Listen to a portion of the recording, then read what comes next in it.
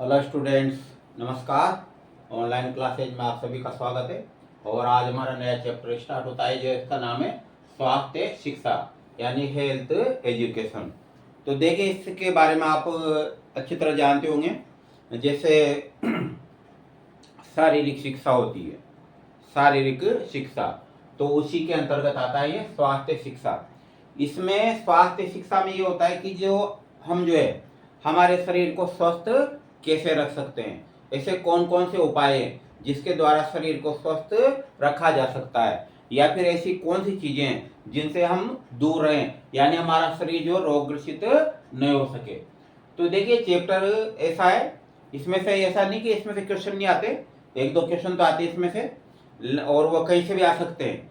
इसमें थोड़ा सा एक मैटर बहुत सारा दे रखा है, और उनमें से कई जो टॉपिक ऐसे जो एक सामान्य जो डिटेल होती है ना वो दे रखी है, और उसमें से मैंने मतलब पिछले साल की क्वेश्चन उठा के देखे और पेपर भी देखे, तो एक ही इसका ये अर्थ निकाला कि इसमें से जो मेन टॉपिक है वही आपको करवाया जाए, बाकी अन्य नहीं करवाए जाए। और दूसरा ये कि आप एक बार सामान्य दृष्टि से आप खुद भी उसको मतलब उसकी स्टडी कर लोगे, तो मैं आपको इसमें वही टॉपिक नोट कराऊंगा जो एग्जाम में आएंगे। और इसमें से मैंने जो अलग से छांट लिए कि कौन कौन से टॉपिक आपको कराने हैं। तो इसमें देखिए, पहला जो चल रहे हैं अपन, तो इसमें देखिए स्वास्थ्य संबंधी, पहले इसमें देखते हैं स्वास्थ्य शिक्षा की परिभाषा। स्वास्थ्य शिक्षा की जो परिभाषा होती है,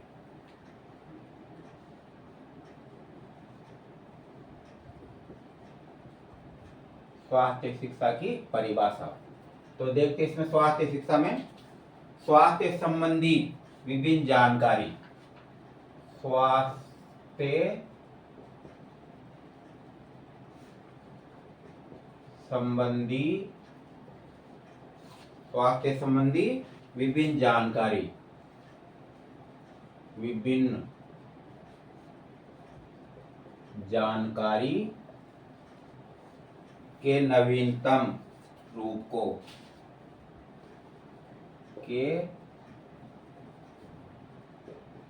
नवीनतम रूप को स्वास्थ्य शिक्षा कहते हैं।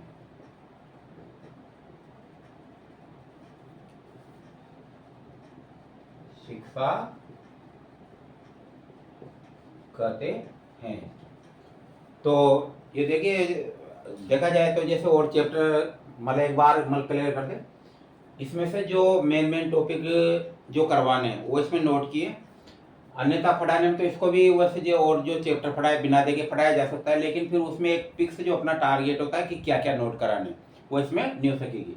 इसलिए मैंने ये आपको नोट करा रहा हूँ जो छांटे, स्वास्थ्य संबंधी विभिन्न जानकारी के नवीनतम रूप को क्या कहते हैं, स्वास्थ्य शिक्षा कहते हैं। तो एक सामान्य कॉमन परिभाषा है। इसके अलावा इसमें जो अलग अलग जो राइटर होते हैं या अलग जो साइंटिस्ट होते हैं उनकी परिभाषाएं आती है।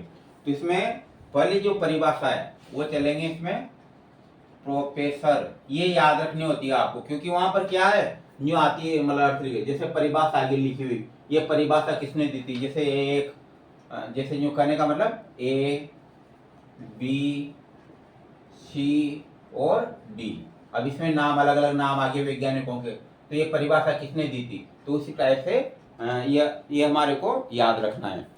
तो इसमें पहला जो मेन मानी जाती परिभाषा प्रोफेसर गाउट की, इसमें ध्यान देना,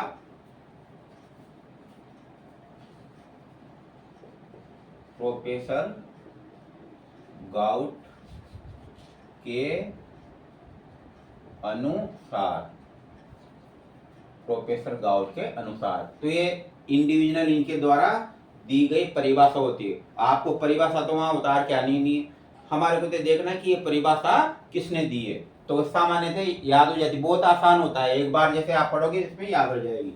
तो स्वास्थ्य संबंधी ज्ञान को, स्वास्थ्य संबंधी ज्ञान को स्वास्थ्य संबंधी ज्ञान को शैक्षिक प्रक्रिया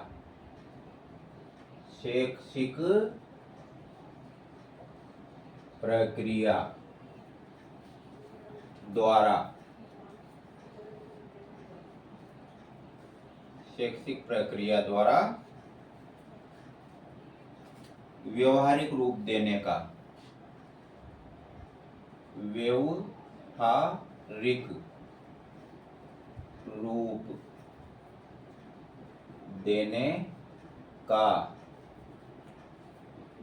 नाम ही स्वास्थ्य शिक्षा है।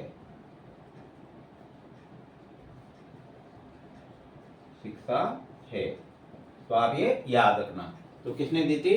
प्रोफेसर गाउट ने ये परिभाषा दी थी। इसके अनुसार देखिए, स्वास्थ्य संबंधी ज्ञान को शैक्षिक प्रक्रिया द्वारा, यानी शैक्षिक का मतलब अध्ययन के द्वारा, यानी मतलब जैसे स्टडी करते हैं ना, तो उसी को क्या है, शैक्षिक प्रक्रिया कहते हैं। तो अध्ययन द्वारा व्यवहारिक रूप देने को, यानी उसको अपनाएं हमारे दैनिक जीवन में, तो व्यवहार और दूसरों तक भी पहुंचाए, तो व्यवहारिक रूप देने का नाम ही क्या है? स्वास्थ्य शिक्षा है। किस प्रकार से थी? दूसरी परिभाषा है, नंबर 1 थी। नंबर 2, थॉमस वुड, डॉक्टर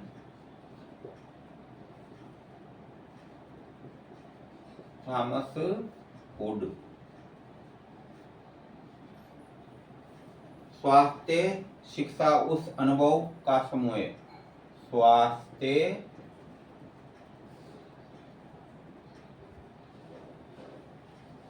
शिक्षा उस अनुभव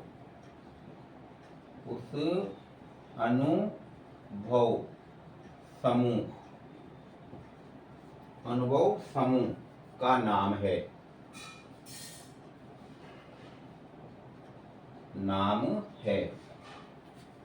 जो व्यक्ति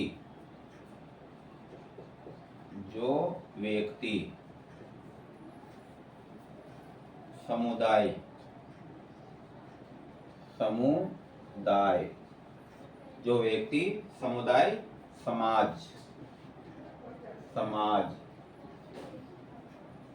की स्वास्थ्य संबंधी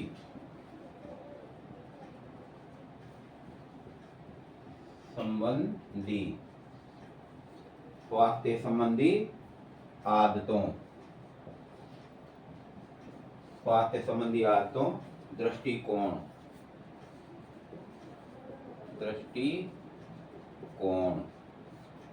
दृष्टिकोण और ज्ञान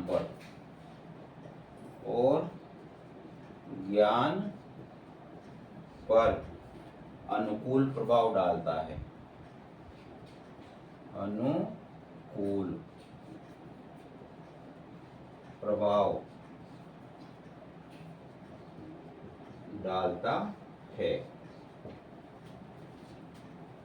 तो ये थॉमस वुड की परिभाषा आती है। ये परिभाषाएं लिखी आएगी, वहां पर केवल वैज्ञानिकों के नाम आएंगे नीचे। तो इसमें देखिए, स्वास्थ्य शिक्षा उस अनुभव समूह का नाम है जो व्यक्ति समुदाय, आपको देखा होगा जब व्यक्ति समूह में मिलते हैं तो क्या बनता है? फिर समुदाय बनता है, समुदाय से फिर समाज बनता है। तो कहने का अर्थ है कि व्यक्ति समुदाय समाज की स्वास्थ्य संबंधी आदतों, दृष्टिकोण और ज्ञान पर क्या करता है? अनुकूल प्रभाव डालता है। अनुकूल का मतलब उसको अनुभव कर सके। एक प्रकार से दो अवस्थाएं, एक तो प्रतिकूल न चाहते हुए भी, और अनुकूल का मतलब अपने अनुसार, हमारी इच्छा के अनुसार, तो उस पर प्रभाव डालता है। इस प्रकार से ये परिभाषा थी। अब आगे चलते हैं। जो छोटे छोटे रूप होते हैं क्वेश्चनों के, जो इस चैप्टर में से जो बनेंगे ना, वो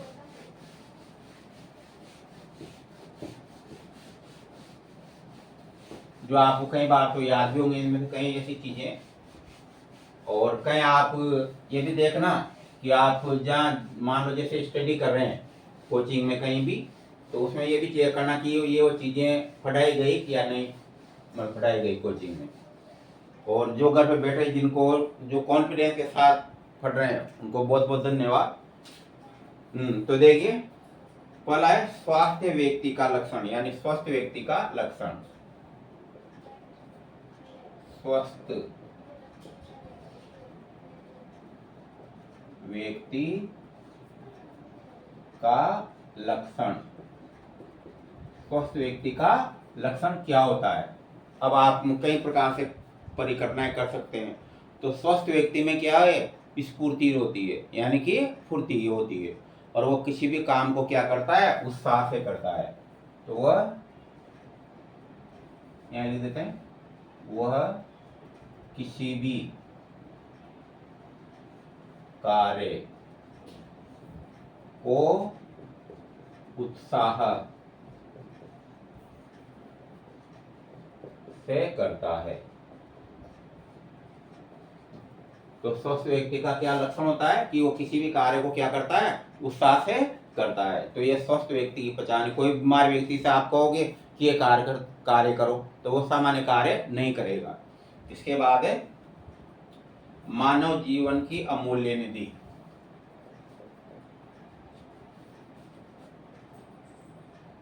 मानव जीवन की अमूल्य निधि। अमूल्य निधि तो क्या है? वो स्वास्थ्य है वो। क्योंकि स्वास्थ्य कोई क्या है, आज हम देखते हैं जैसे कोई किस टाइप से वर्क कर रहा है, पैसा कमा रहा है, कहीं जगह दूर जा करके रह रहे हैं, तो मेन शरीर होता है। अगर शरीर स्वस्थ है तो कार्य भी अच्छे से होंगे। अगर मान लो कोई बीमारी व्यक्ति हो गया तो पैसा सब बेकार हो जाता है एक प्रकार से। तो इसलिए कहते हैं कि मानव जीवन की अमूल्य निधि क्या होता है? स्वास्थ्य होता है। अगर स्वास्थ्य यूं भी कहते हैं ना कि स्वस्थ जो शरीर होता है उसमें स्वस्थ मन निवास करता है। कोई कितना व्यक्ति हो, इंटेलिजेंट हो, अगर मान लो बीमार हो जाए तो सामान्य उसका दिमाग कितना कार्य नहीं करेगा। इस प्रकार से है ये। इसके बाद है स्वास्थ्य शरीर में निवास करता है, वो भी आपको याद है। स्वस्थ शरीर में निवास करता है।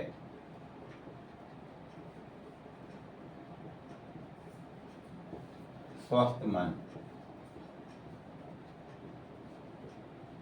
स्वस्थ मन। इसके बाद चलते हैं, इसका तो ऐसे बता देता हूं, जैसे व्यायाम किस स्थान पर करनी चाहिए, तो आपको सब में याद होगा खुले स्थान पर करते हैं। मतलब वो मजबूरी आ जाए कि भाई बंद स्थान में, लेकिन वो भी हवा वाला हो। जैसे मान लो बरसात हो रही तो बरसात में ऊपर व्यायाम कैसे करेंगे? तो एक हॉल होता है या जो रूम होता है उसमें अच्छी तरह से मतलब प्रकाश की व्यवस्था हो, वायु का आवागमन अच्छी तरह से होता हो। तो कहने करते हैं व्यायाम कहाँ करते हैं? खुले स्थानों पर करते हैं सामान्यतः। इसके बाद है सोने का भी बता देता हूँ। सोने का जो समय होता है यानी नींद लेने का समय, प्रतिदिन सोने का समय, यानी सामान्य कितने घंटे नींद लेनी चाहिए? तो ये होती है 6 से 8 घंटे। इतनी की तो नींद होना ही चाहिए, जब भी जाकर के मन स्वस्थ रहता है। इसके बाद में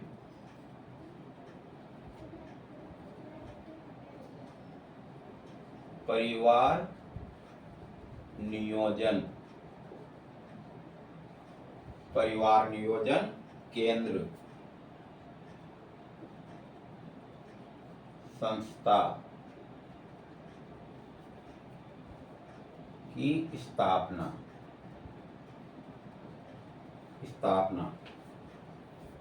1951 में हुई थी।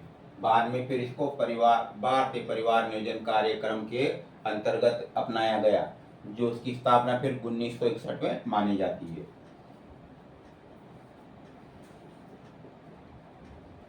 केंद्रीय स्वास्थ्य संगठन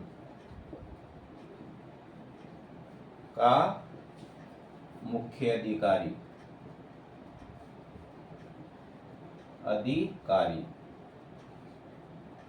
तो होता है केंद्रीय स्वास्थ्य मंत्री।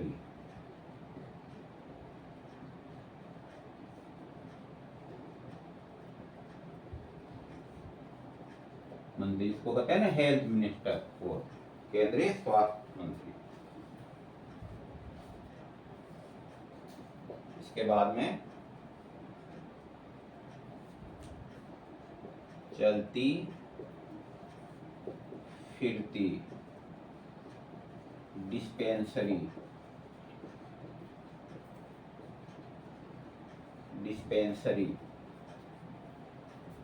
का कार्य। आपने देखा होगा कई बार गांव में एक वेन आती बहुत बड़ी, तो वह सामान्यतः कहीं चौराहे पर खड़ी होकर के, और जैसे कोई भी जो होता है ना, जिसे कोई बीमार हो रहा है तो वहाँ पर कहने का मतलब मेडिसिन वितरित करते हैं वो। तो ये चल या भ्रमण चिकित्सा इकाई भी बोलते हैं इसको, चल चिकित्सा इकाई या भ्रमण चिकित्सा जो है इकाई भी कहा जाता है इसको। तो चलती फिरती डिस्पेंसरी का जो कार्य होता है तो है मरीजों को मेडिसिन देना, मरीजों को मेडिसिन देना यानी दवाई देना।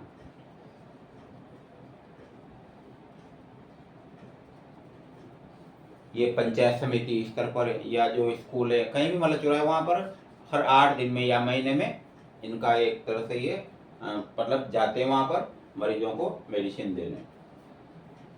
इसके बाद में विश्व स्वास्थ्य संगठन, ये 3 जो है स्टार और महत्वपूर्ण माना। विश्व स्वास्थ्य दिवस, विश्व स्वास्थ्य दिवस कब मनाया जाता है? ये 7 अप्रैल को, 7 अप्रैल को मनाया जाता है।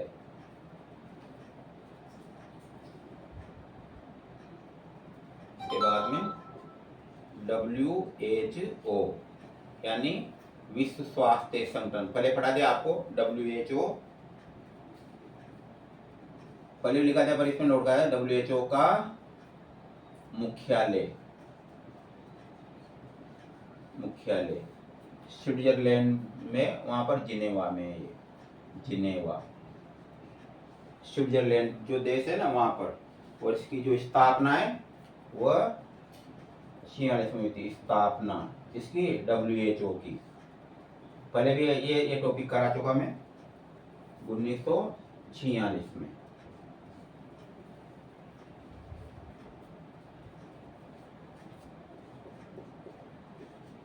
Red cross society, red cross society की स्थापना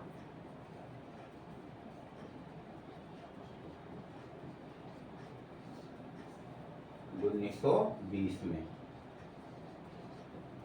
ये भी करा चुका था मैं।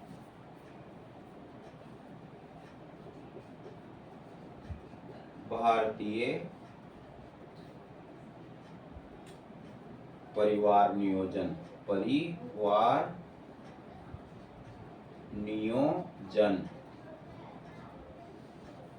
पॉपुलेशन कंट्रोल सुना हुआ ना, परिवार नियोजन।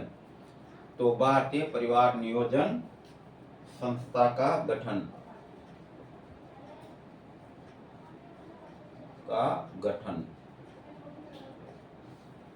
1961 में किया गया। ये यहाँ पर थी, ये आया था ना, ये वाला है परिवार नियोजन केंद्र संस्था की स्थापना किसमें हुई? बाद में फिर इसका गठन करके पूरे जो है ना जितने भी स्टेट थे, राज्य थे, वहाँ पर इसको लागू किया गया। क्योंकि पॉपुलेशन धीरे धीरे क्या है बढ़ती जा रही है, आज भी बढ़ रही है, एक मतलब देखा जाए तो बहुत तीव्र गति से बढ़ रही है। किस प्रकार से ये था, तो स्वास्थ्य शिक्षा के अंतर्गत ये टॉपिक है। बाकी हो सकता है कल तक ये समाप्त हो जाए, इसमें जो मेन टॉपिक है वहाँ से क्वेश्चन आएंगे। और बाकी जो अगर बुक्स है तो आप पढ़ना चाहो तो पढ़ सकते हो, लेकिन मुझे जहाँ भी लगा पुराने जो पेपर थे उसको देख करके और ये छाटे गए टॉपिक है जिसमें से आया। बाकी कल स्टडी करो। और एक और है, चैनल को अधिक से अधिक शेयर करें और आपके यार दोस्त हैं कोई पढ़ने वाले तो वहाँ तक पहुँचा, ऐसा नहीं कि खुद ही लेके बैठे रहें, तो आपको भी बेनिफिट हो और जो आपको तैयारी करा रहा है उसको भी बेनिफिट हो। तो ये अधिक से अधिक सब्सक्राइबर कराए। अगर मुझे जैसे पॉजिटिव रेस्पॉन्स मिलता रहता है तो वह क्लास बढ़ती रहती है, फिर ऐसा नहीं हो कि बीच में से कई बार कर देते हैं ड्रॉप हो जाती है। मतलब उत्साह देखने को होता है कितने व्यूज आ रहे हैं, मतलब कितने स्टडी कर रहे हैं। आकर हालांकि मैं उनको बहुत धन्यवाद देता हूँ स्टूडेंट को जो घर पे स्टडी कर रहे हैं। एक तरह से देखा जाए तो मैं उनके लिए ही लेबर कर रहा हूँ ये, जो जिनको पूरी तरह से विश्वास है कि सर जो पढ़ा रहे हैं उनमें से आएगा। तो इसी प्रकार से आप मैं पढ़ाऊँगा तो पूरा टॉपिक बाय टॉपिक कराऊँगा पूरा का पूरा ये। तो कहने का अर्थ है कि अगर हो सकता है आपकी इच्छा हो तो अधिक से अधिक सब्सक्राइबर करवाएं और शेयर करें इन टॉपिकों को, तो आपको लाभ पहुंच रहा है जिससे और किसी को भी लाभ मिल सके। बाकी कल स्टडी करेंगे।